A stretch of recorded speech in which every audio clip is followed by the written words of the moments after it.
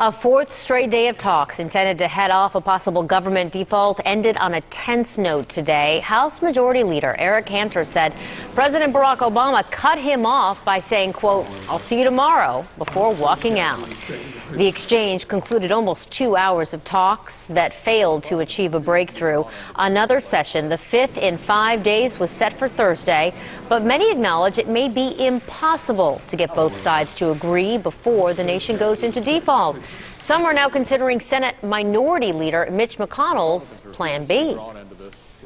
We appreciate the fact that Senator McConnell's proposal is effectively an acknowledgement of what we have said all along, that there is no alternative to the United States honoring its obligations, that we cannot play a game of chicken with the full faith and credit of the United States government. And really apprehensive. But there are some conservatives who discount that defaulting on the nation's debt would be disastrous. Well, it's not fun and quite frankly can be confusing, but if you think the debate over raising the debt ceiling is just a government problem, think again. The worst case scenario, in less than 3 weeks, a national default would likely be felt by everyone here in the United States.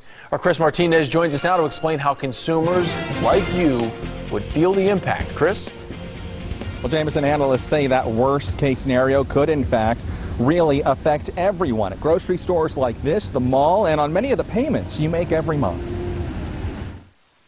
Default is not an option. Why has default become the dirtiest word in Washington's debt ceiling debate? A huge financial calamity, which in turn would affect everybody. It would be a first of its kind financial event for the U.S., with one expert offering this analogy. It would be like if you had a car and you took all the oil out of the engine. That would basically be the equivalent of what would happen to the financial system. Economists project a default would hit the wallets, the bank accounts, and the checkbooks of nearly every American.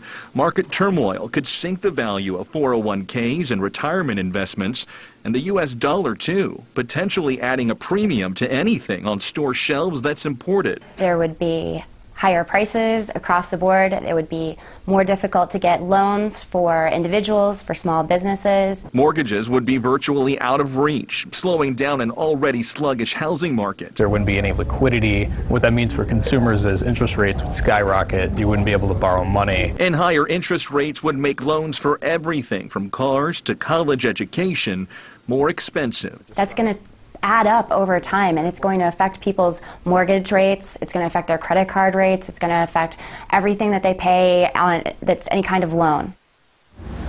And you know, the government would also face some very tough decisions about who to pay with its cash flow, and that would include checks for Social Security and also some military pay as well. All of this part of that worst case scenario that everyone is now hoping to avoid. We're live tonight in Tampa. I'm Chris Martinez, ABC Action News.